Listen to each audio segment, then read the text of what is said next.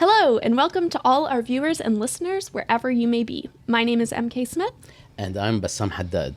And we are delighted to be your co-host for the first episode of Season 3 of Live with ASI, a month of knowledge production. Bassam, did you enjoy your month off? 2 months off. Was it one? 1 month. It was 1 month off. Was it 1 month or 2 months? I don't know. Did we do July? Time flies when I'm not with you. That was such a fake laugh. I was trying to act like it's funny, but it isn't. It was mean is what it was. Yeah, okay. Yes. What was the question? I said, did you enjoy your time off? Oh, it was awesome. It was really awesome. What did you do? Are you serious?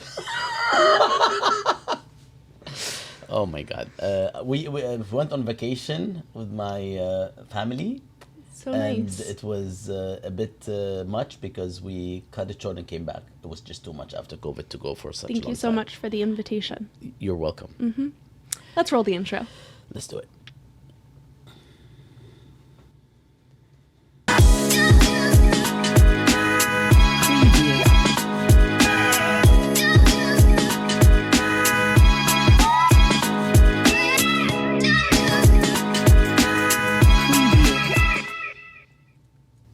We have a great show lined up today with a new podcast titled Syria, Alternative Dialogues, as well as an interview on the legacies of Palestinian feminism, a new episode of the Connections podcast, a new online magazine from our partners at Security and Context, some pedagogical material, new texts out now, and must-read recommendations.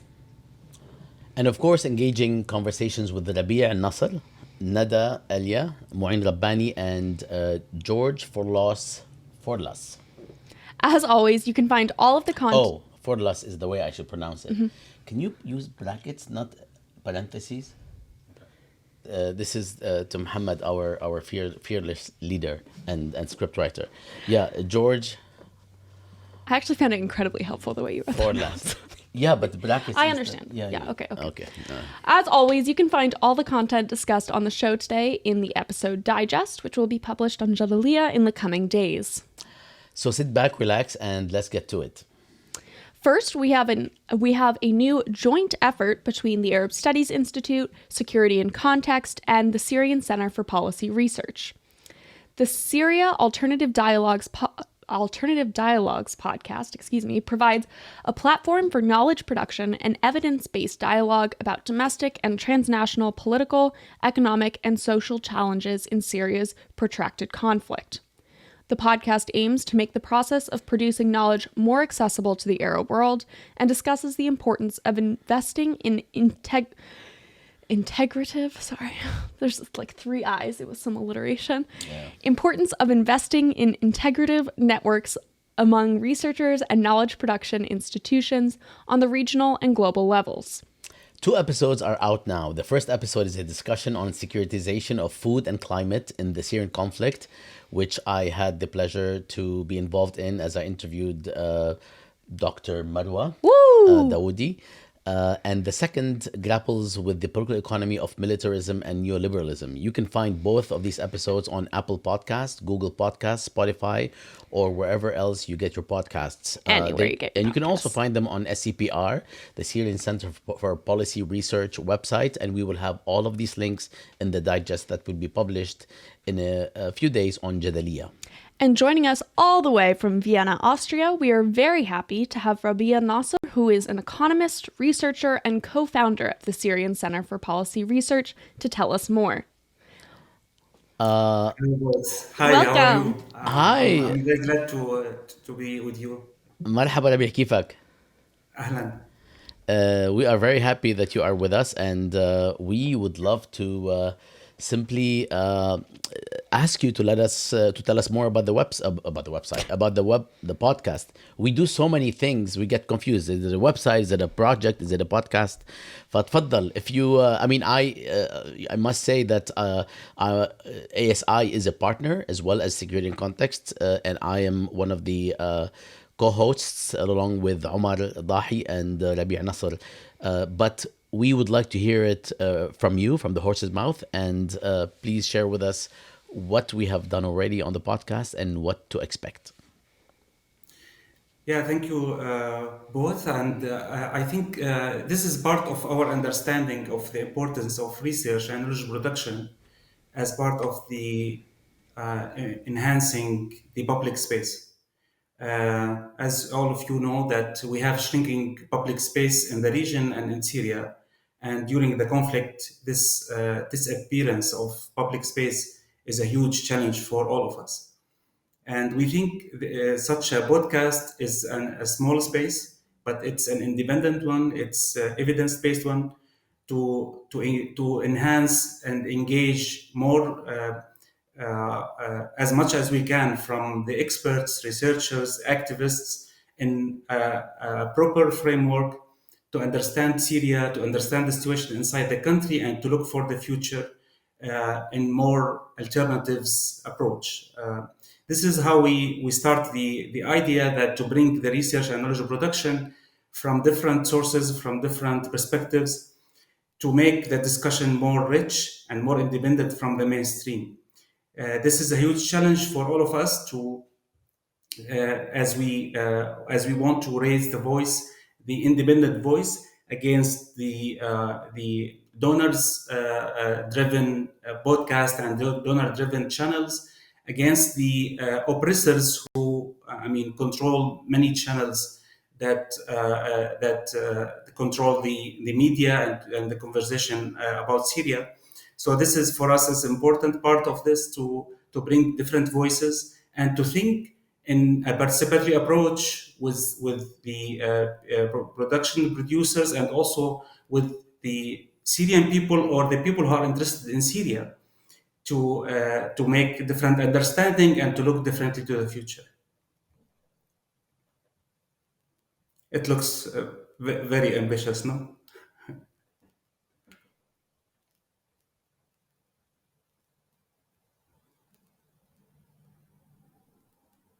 Bassam?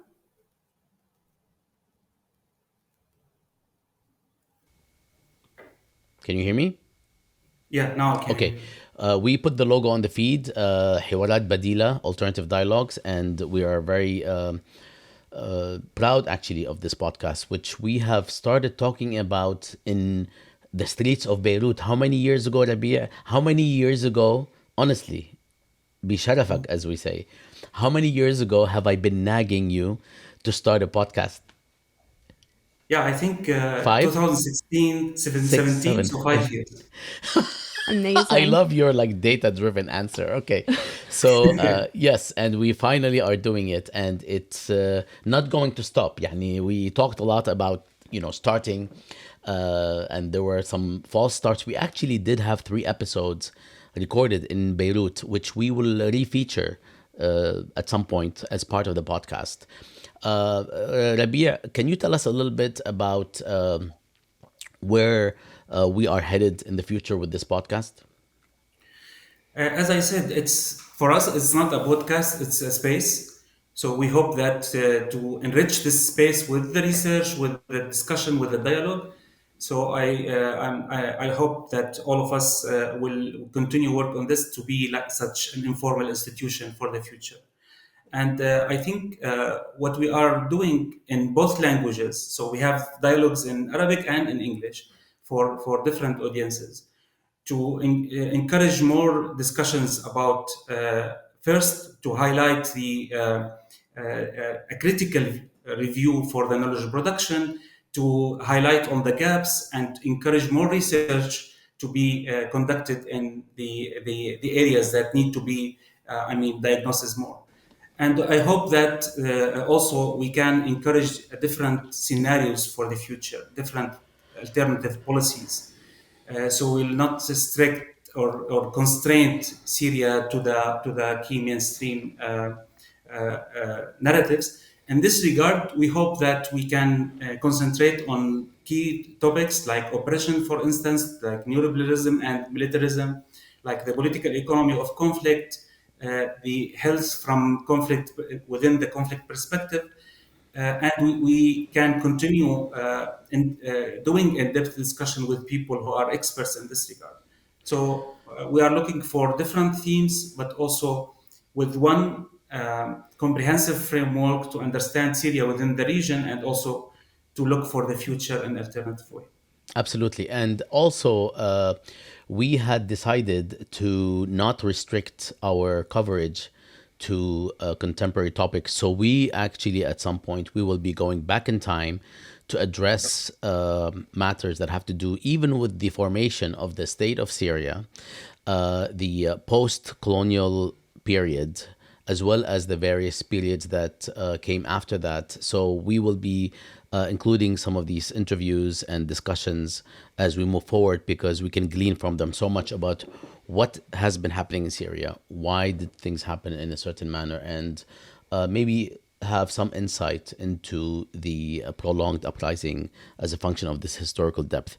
Is there anything else, Rabia, you would like to share about the podcast, or about SCPR and what SCPR is doing? The Syrian Center for Policy Research is a premier research center that actually is the source for much of the data you will find globally, whether at the World Bank, the UN, and beyond. And we are here at ASI proud to be partners with SCPR and working with them for this and many other reasons, not least Rabia's Superman research and hard work qualities that we all aspire to.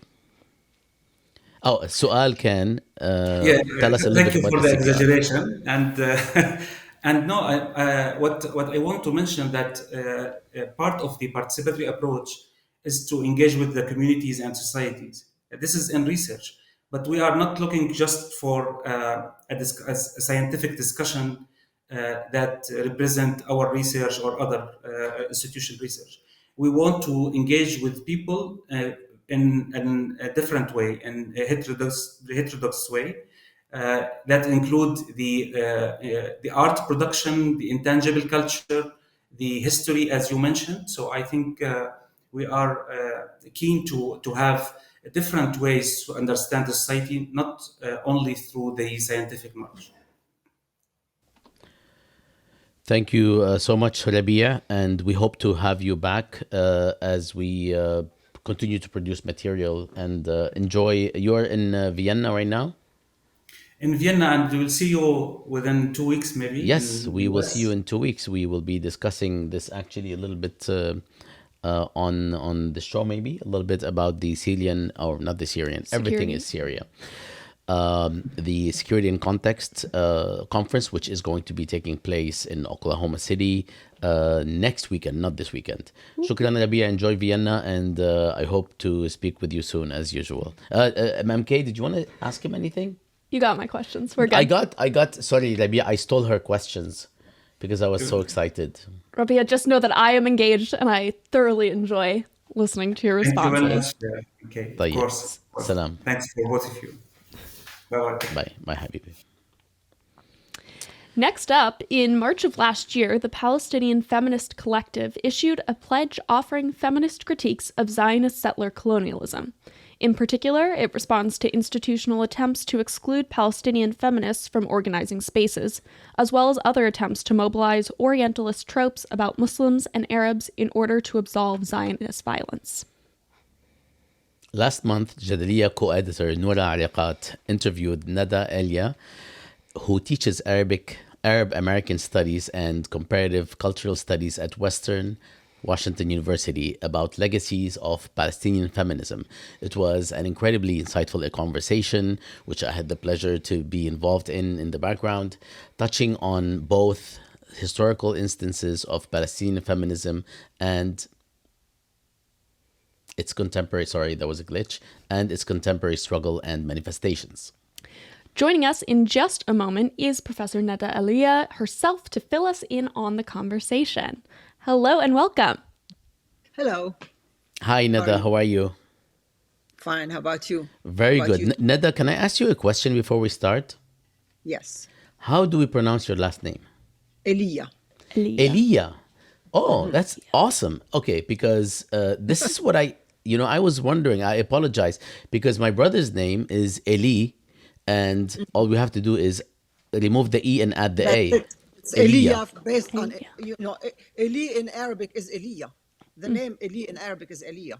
Absolutely. So basically, you and my brother have the same name. We have the same name. عظيم جدا. شكرا ندى for joining You must us. be my brother too then. All right. شكرا كتير for joining us, Nada. And we would like to ask you to share with us a little bit about the conversation you've had.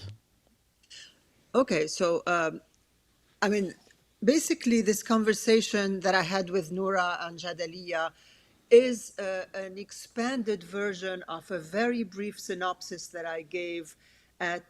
Noura and I are both members of the Palestinian Feminist Collective, and the Palestinian Feminist Collective was launched about, well, almost 2 years ago, 1.5 years ago. It was launched on International Women's Day of 21, and we had our very first in-person meeting. We meet a lot on Zoom, and we've got Signal and WhatsApp. I mean, we're constantly meeting, but this was our first in-person meeting in Southern California. And at that meeting, I was asked as one of the elders who rightly deserves all my gray hair. I was asked to give a brief synopsis of the background, the culture, the historical background before the formation of PFC, like, you know, a historical background of Palestinian feminism, Palestinian diaspora feminism. And I gave, as I said, a very, very brief synopsis, like, you know, the PFC is not coming out of the blue. PFC is following in the footsteps of a long history of Palestinian feminism, Palestinian activism, Palestinian diaspora activism, both in the homeland and in the diaspora, in connection with other primarily women of color, and the hostility we have encountered, the solidarity we have encountered, the alliances we have formed. And so that was as I said, it was a very brief. I was given 8 minutes to speak at the Palestinian Feminist Collective, and I was just like, and then there's this and this and this and this and everybody was like, wait a minute, we want more. And of course, I only had 8 minutes. So that's when Noura said, okay, we need more time. We need you to talk about that some more. And that was the conversation that I had with Noura, that Jadaliya, or your institute, actually, it's at least an hour-long interview. And basically what I was saying is, as I said, we, the PFC, the Palestinian Feminist Collective, did not just emerge out of nowhere. We are following in the footsteps of, activism that predates Israel as much. Everything Palestinian predates Israel, of course, and so, but I mean, if we want to speak of Palestinian feminism, Palestinian activism, Palestinian liberation struggle, it does actually predate Israel. It's, and I was giving some of the milestones. And, as I think back on that conversation, and I think anyone who wants it, obviously, Bassam, you can actually put a link to the interview in the chat or whatever that is, your eCam thing here. Is there a chat? Anyway, this is my first time on eCam. I had to download Google Chrome for it. Anyway. Google Chrome is very useful. It's more versatile than Safari. I usually rely on Safari. Safari. Did I say so? Anyway, Sorry. So where was I? So basically, all of these moments that there's obviously a need, a desire, a thirst, a hunger for our history, which I hope, I barely touched the surface. There's no way. Even if I had not 8, but 80 minutes, I could not cover it all because of how much there is, and because I don't have all the knowledge, So what I would love, actually, is for, people to just join and give more information, because I can't cover it all. Nobody can cover it all. Mm-hmm. And even as I was thinking of this, and I've since expanded it, and I'm hoping to get a much longer project out of it, I know that there are so many organizations that we're not even aware of, small groups that maybe popped up and withered away, that played a very important role that we're not aware of, or that are still there and we're not aware of them. So This is my very brief synopsis of the brief synopsis that I gave. Thank you. Thank you very much, Nada. I think MK has a question. I do. I was wondering, Professor, if you could share with us why you feel it's so important to discuss Palestinian feminism, both in historically speaking as well as in the contemporary moment. Because Palestinian women, Palestinian feminists have been so excluded from any discussion of feminism, global sisterhood. I mean, I very much dislike that, that expression. But, there's the book by Robin, what's her name? Someone in the 60s or 70s. Sisterhood is global. And that global sisterhood excludes Palestinian women. There's, for example, Hillary Clinton, the example of white feminism, who speaks about, how government should be held responsible for the abuses of women's rights because women's rights are human rights. And yet when it comes to Israel's abuses of the rights of Palestinian women, Palestinian girls, Palestinians overall, it's like Israel suddenly becomes exempt from that. We have been excluded with extreme hostility from activism, from liberal, mainstream, imperial, white feminism in the US, in the diaspora, in Europe, in the global north. And so to actually speak of Palestinian feminism as a vibrant movement that understands, analyzes, is intersectional, and is there, it's not an oxymoron. It's like, yes, of course you can be a Palestinian and a feminist. Yes, of course there is such a thing as Palestinian feminism. And we are very much part of the Global South feminist struggle, the Global South feminist accomplishments, achievements. So, the fact that we have been excluded so much is one reason why it's important to speak of Palestinian feminism. But the other reason is because just as everyone benefits from representation, from seeing themselves. I mean, when I started looking into that and I realized that I was not one of the early feminists, that there's a generation or two before me, it was just like, wow, so eye-opening. And I see young people today, sometimes my students, who look at me like I'm some odd creature. And I go, no, I'm not an odd creature.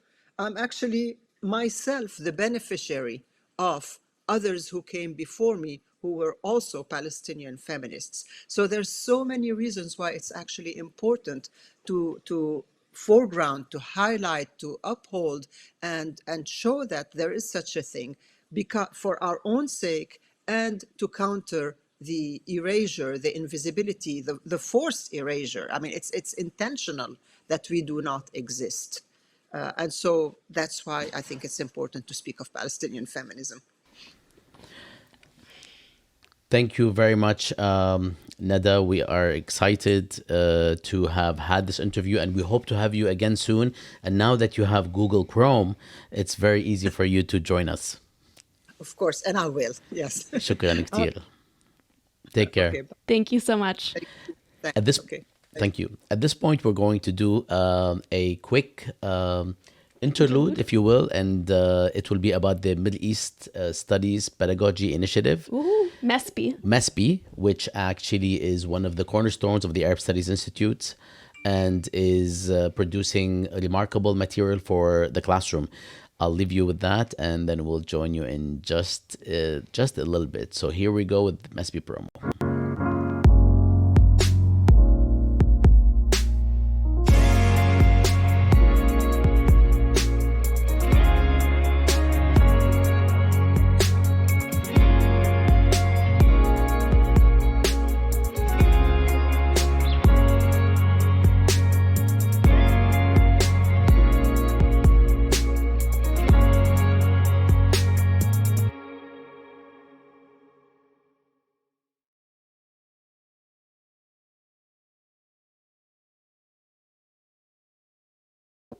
Well, we hope you learned a little bit more about the Middle East Studies Pedagogy Initiative, or MESPI.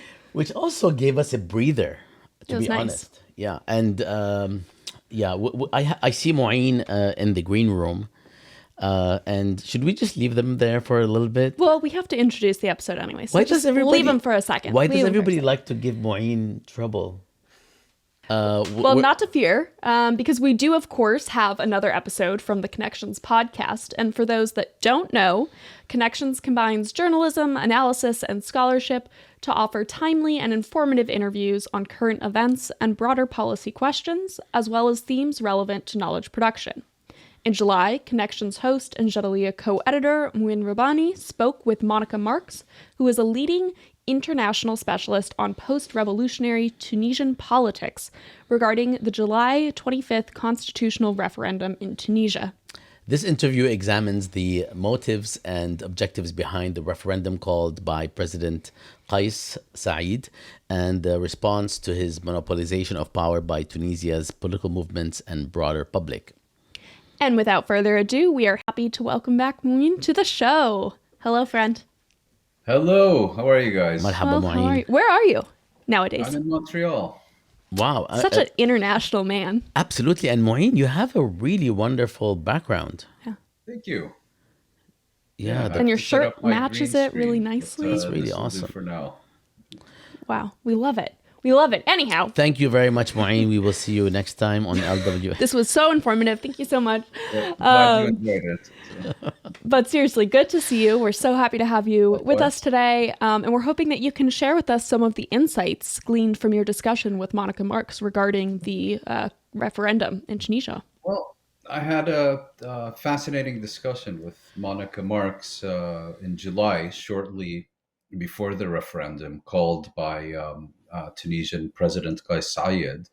And it was basically looking at all the measures he's taken to centralize and consolidate personal power over the entirety of the Tunisian state. And she gave various insights. And among the most interesting, I thought, was that she compared Sayed to the former Libyan leader, Muammar Gaddafi, in terms of his being completely idiosyncratic and claiming to have pioneered a kind of new way of state building and governance.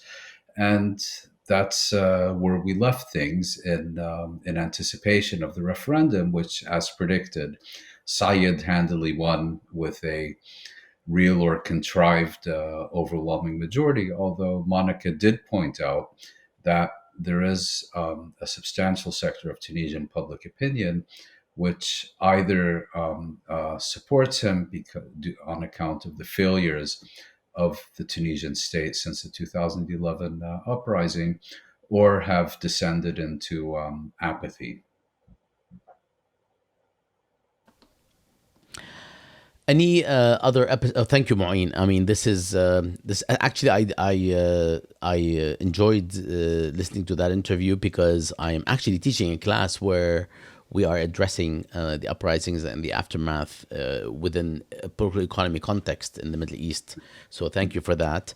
Are there any episodes in the works you'd like to share with us? And Well, since you mentioned it, the new season of Connections begins on the you have seasons 14th. too, because this is season 3.1.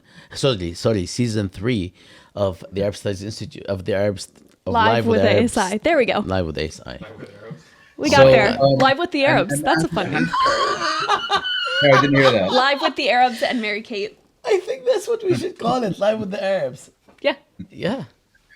As it happens, the first episode of the new season of Connections will also feature Monica Marks, because when I initially approached her to do the interview in July, we agreed that it would be useful to have one prior to the presidential referendum, and then one in September to kind of do a retrospective on what's actually happened since the referendum. The other one I'm working on with Jadalia co-editor Muriam Halle Davis is a series of interviews on examining 60 years of Algerian independence, and those will be recorded and broadcast later in the fall.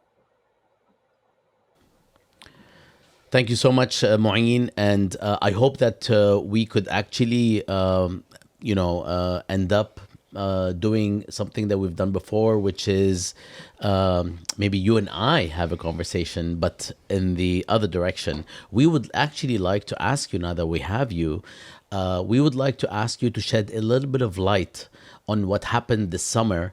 We have some material on Jadaliya dealing with the basically the bombardment of Gaza this summer. And we also have in the works a MELT, Middle East Learn and Teach on Gaza, which reproduces some of the material we've had before in a similar post, which provides links and readings for educators and the broader public. But if you can give us a snippet on what actually happened, just a minute or two, what happened in Gaza this past summer, and Sure. why is it different, if it is at all, than the previous lawn mowing? Yes. Well, briefly, Israel began, in my view, deliberately provoking Islamic Jihad by constantly hunting down and arresting senior activists and leaders throughout the West Bank. And pretty much as expected, it then elicited a number of threats from Islamic Jihad that it would respond. And Israel chose to view these threats as essentially an act of war, and began conducting a bombing campaign against the Gaza Strip. In this instance, focusing very much on Islamic Jihad, but not bombing targets associated with the movement that currently governs the Gaza Strip, which is the Hamas movement.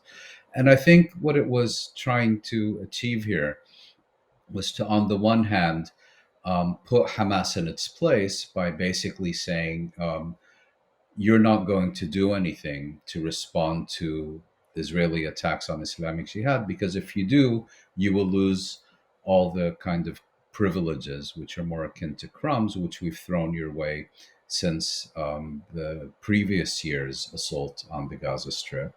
And I think it's also related to the upcoming Israeli parliamentary and leadership elections, in the sense that a caretaker prime minister, Yair Lapid, had just been appointed. He has no security background apart from inciting aggression and bloodshed in his previous career as a journalist. And I think this was also a way for him to kind of bolster his credentials as someone who can assault and bomb the Gaza Strip along with the best of them in anticipation of next month's Israeli elections. Thank you, Mu'in. We really appreciate your commentary, and we actually had you comment on the last time this happened, and you've written extensively about it. So thank you for giving us an impromptu summary. Hope you enjoy your time in Montreal. Thank There are you. lots of amazing restaurants there, apparently, and I hope to There's see you. Yeah, go ahead. good. And Bassam and MK, always a pleasure. Great So to nice talk. to see you. See you soon. All right. Salam. Bye. Salam. Bye. All right. Next up, we have more exciting news from our partners at the Security and Context Initiative, who have recently launched a new online magazine and blog titled Global Insecurity. If you're not already familiar, Security and Context is an international research initiative that aims to redefine the policies and practices of security and influence debates on the futures of war, militarism, and international political economy. Their team of international scholars centers the need of societies over states to demonstrate why rethinking military and security policy is key to addressing the world's most pressing problems, including global inequalities and environmental injustice, as a source of new research, debates, and pedagogical tools. Oh, New sentence. It's okay. no, I'll tell you what's going on. Because this needs like a 2 degrees movement, I can't see the first letter. So I didn't see it as capital.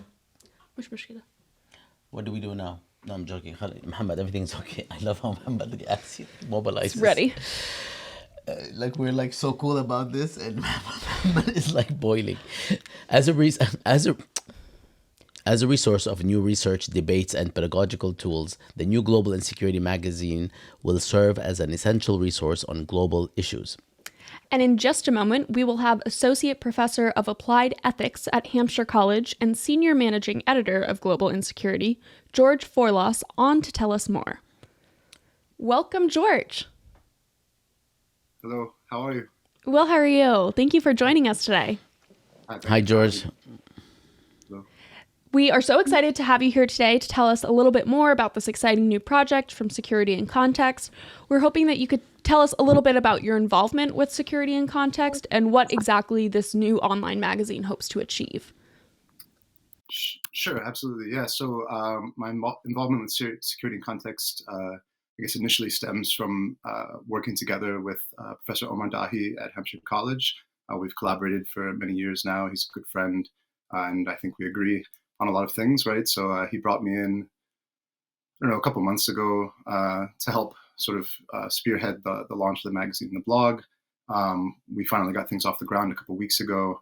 And I think the general goal of it is to, offer an opportunity both for SIC researchers as well as sort of a broader network of folks to respond to real-time events as they happen. But it's also an opportunity to showcase research that's happening in sort of a more public-facing way. Obviously, I think it could be other things as well, and it's emergent, right? So we'll see what's going to happen with it, but we're quite excited about it. You can see the page here. We have a weekly media roundup for our readers, who are interested in sort of what's going on around the world and haven't had an opportunity maybe to skim quite the same way. We have several recent posts, and we have more on the way. And for folks that are interested in submitting, you can email me directly at globalinsecurity@securityincontext.com. We're accepting pieces, shorter pieces between 500 and I think 700 words is what we say, 750 words, but also longer articles up to 2,500 words. On any topic is up for grabs, right? Send us a pitch, and if we don't like it, we just won't publish you. Fantastic. Thank you. That was going to be my follow-up question, is if you could give us a little bit of a taste of what sort of thematic content our viewers might submit to Global Insecurity. But it sounds like it's a... Can we just ask it anyway, George? Because okay, sure. No, I'm joking. Halas. It's all good. Yeah. So seriously, we're very happy that you joined us, and it's good to meet you. We have not met before. Yeah, you as well, and we'll see each other in about a week, right? Yes, exactly. I'm jealous. I want to go to this conference. It's in Oklahoma City. I'm very excited. You all want to go so we can do like an ASI? You didn't invite me yet. I know. First, we didn't get invited on the summer vacation. Now we're not invited to this conference. What's next? Do you want to write my presentation? Yeah. Yeah, give me the topic. I'll try my hand. Searching with you for months. George, we want to have you back again because we enjoyed speaking with you. Yeah, I would love to come back, and thank you for this. And maybe say something more later as the magazine develops. We have not only do we have a relationship with this newsletter because we have a relationship with SIC, but we're profound partners with the Arab Studies Institute and Security in Context. So I hope that we can continue to feature your work, and we will be actually featuring some of the pieces on Jadaliyya from the Global Insecurity magazine. Yeah, great. And of course, in addition to linking the magazine in the episode digest, we will also be sure to list George's email. So if people have submissions, Absolutely. They can easily reach you. And in the digest. Yes. Thank you so much. Thank you. Take care. Take care.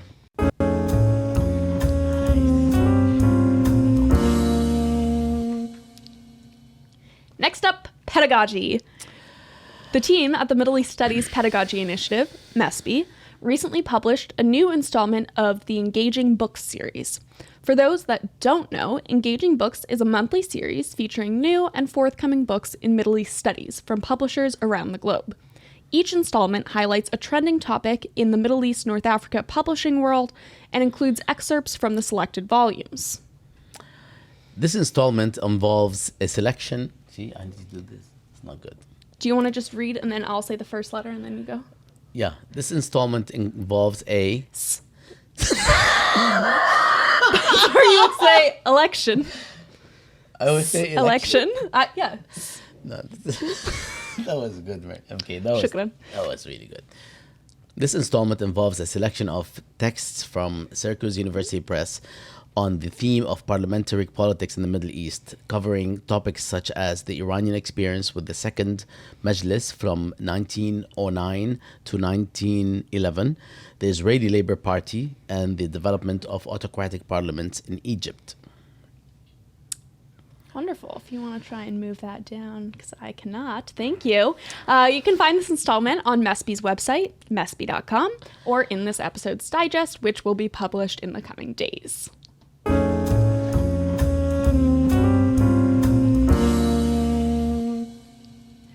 Next, we'll go over to a couple of new texts out now.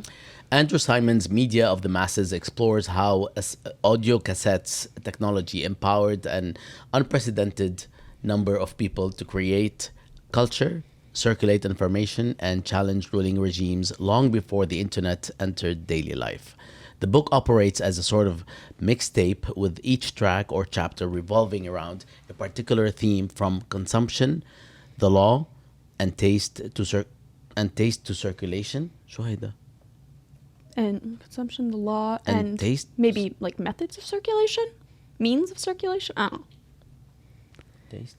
Don't bother him, it's fine. And taste to circulation, history, and archives. Everyone from smugglers and singers to politicians and police officers play a part in the story, which strives to advance a series of conversations in Middle East studies. This is really interesting to me as a text too, because recently artists are doing this new trend where like they not only sell their music like in CD or on vinyl, but they're once again selling stuff on cassette. And I want to know where I'm supposed to play it. I have like about 6 cassette players. I would like stashed. to take number 1, all 6 home. Number 2, the one good thing about capitalism is that they will emerge. They'll come back, just like record players, I suppose. Anyhow, the next text we're going to discuss is Iranian Women and Gender in the Iran-Iraq War by Matteo Mohammed Farzaneh, which unpacks the often overlooked role of women in the Iranian war effort. The author discusses how women participated in the war, from the most mundane to the most skilled and critical of tasks. The contextualization of their roles is achieved by critically analyzing sources that they produced or documents such as testaments, photographs, and interviews. I think that's yours. Amazing. And now we'll leave you with some must-read articles. In a piece titled Turkish State Violence and Kurdish Self-Determination, the PKK and the Conundrum of Innocence, Özlem Goner looks at 2 foundational instances of colonial state violence and anti-colonial struggles against the Turkish state. The piece illuminates how Kurdish resistance is often analyzed from within state discourse, where self-defense and potential claims to self-determination are readily criminalized. Goner argues that most discussions of the PKK today ultimately reproduce colonial state discourse, where violence is recognized only through tamed notions of state-defined legality and human rights, without reference to colonial violence and anti-colonial struggles. And another piece that we would love to recommend to you is by Sanad Taba, which is a piece titled Researching... Taba. Yeah. Gotta hit the ayin at the end. The piece is titled Researching the Middle East, The Internet is Not Your Friend. Did I just... Amen. Did I just man something? No, you corrected me as a non-native speaker how to properly pronounce it, which Sorry. I appreciate. No, I do. That's the only way I'll learn. Azim. The piece is titled Researching the Middle East, The Internet is Not Your Friend. Amen to that. Where the author discusses the problems that arise when relying on the internet to conduct research on the Middle East. Popular ideas are, by design, difficult to dislodge from the internet for a variety of reasons, and the way the search engines operate exacerbate these sorts of issues. This is a must-read for anyone concerned with the problematics of internet-driven research, particularly regarding the Middle East and the Arab world. Jadalia's Arabic page published another installment of the On This Day series, which is a collaboration with the Lebanese As-Safir newspaper.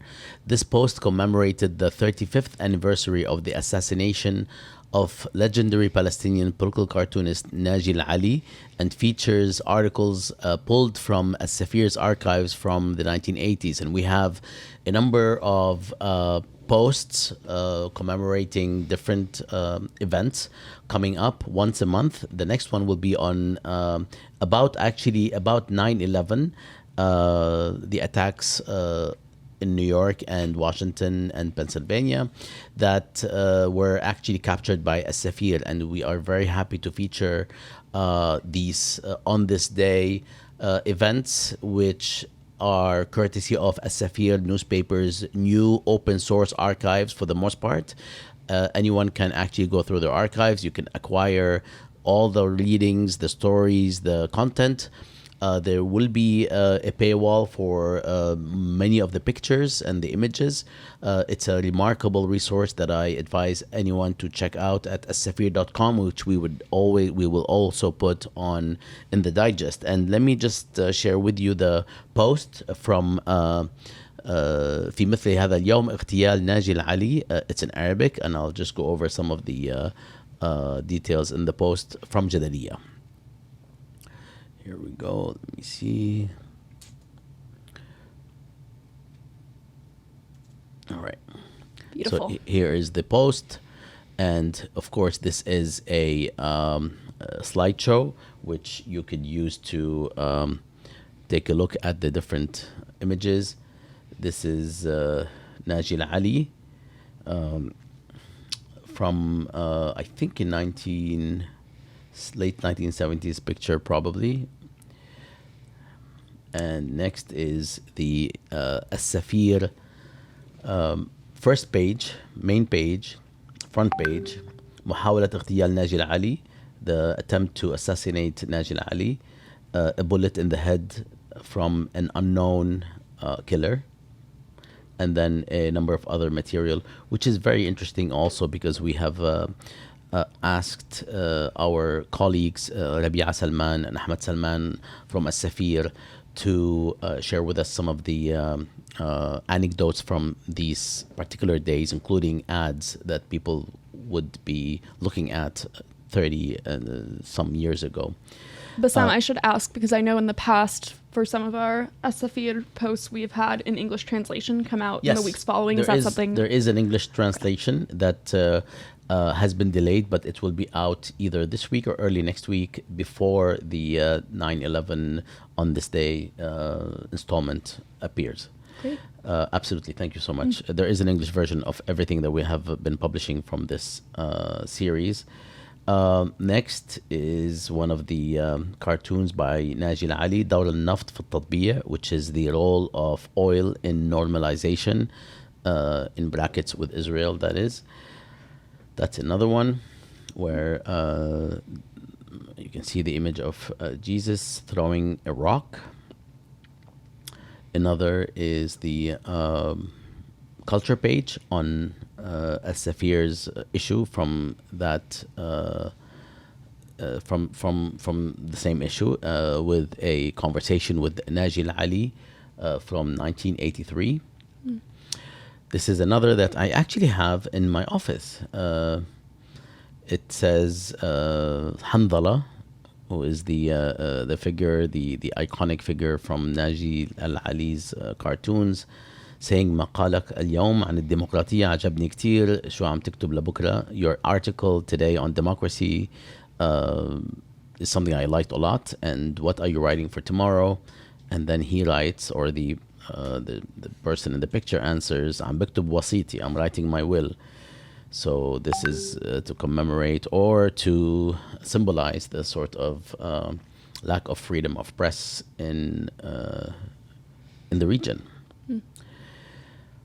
This says no to لا لكاتم الصوت, no to those who what is كاتم الصوت in English? Silent voices? The silencing. Well, it's kind of like it's used for guns, the silencer for guns. Yeah, it's even more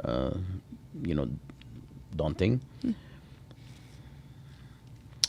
These are images of a gentleman saying Palestine biladina,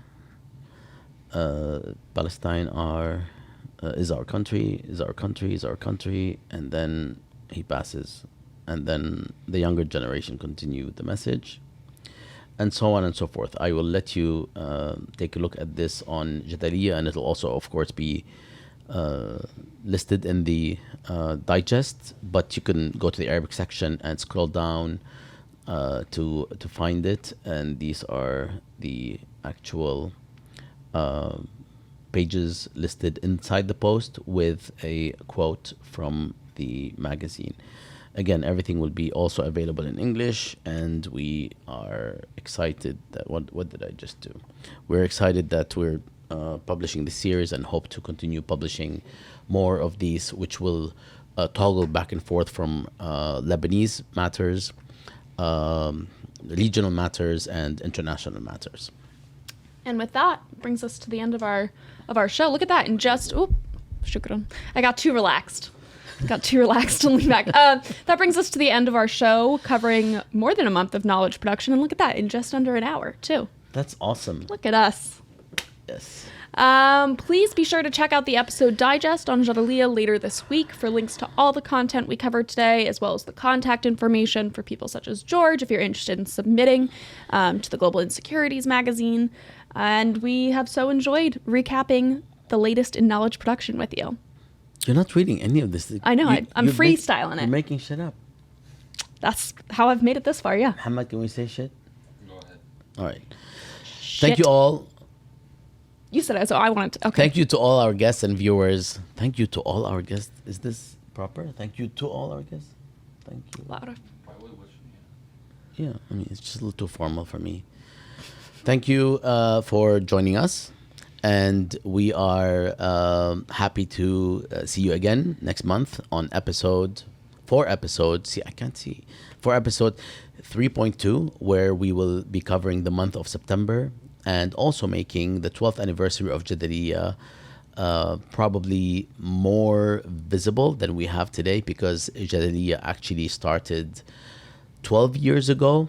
And it was launched at the end of September 21st/22nd, after 3 months of publishing, which was actually not available to the public. We had this very basic plan of publishing a few dozen pieces without actually access to the internet on purpose, because we wanted to open up in September or launch in September and have our readers see a coterie of articles.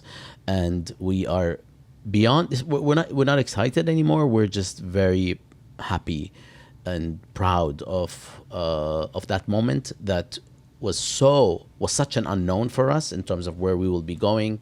And here we are 12 years after, and we will be publishing a few notes on on the legacy, and without as much fanfare as before. We kind of stopped the fanfare after the 10th anniversary because صار كتير يعني too much. We'll go big for 20. We'll go big for 20. The other anniversary that we are addressing this year is the 30th anniversary of the Arab Studies Institute. It's older than I am. Not older than me. They don't need to know that. They can take a look. So we are very excited to do that, which we will commemorate in the fall in some way, and also a bigger version probably in the spring. Thank you all for being with us, and we will leave you with our credits. Anything else you want to say, MK? No. Muhammad? Assalamu alaikum.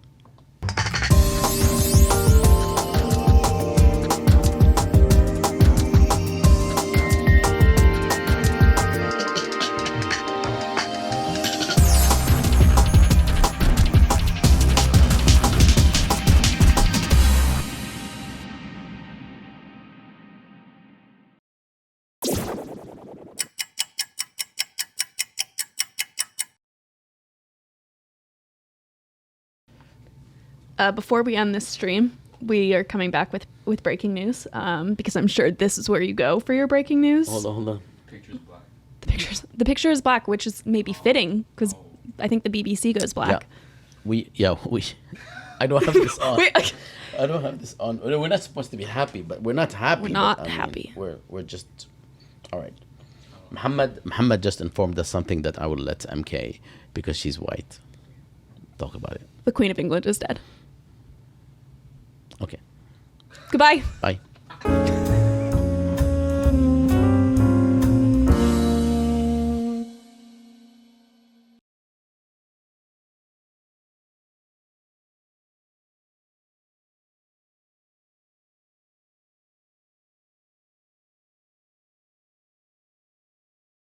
How long do you think I feel like she's been dead since like yesterday.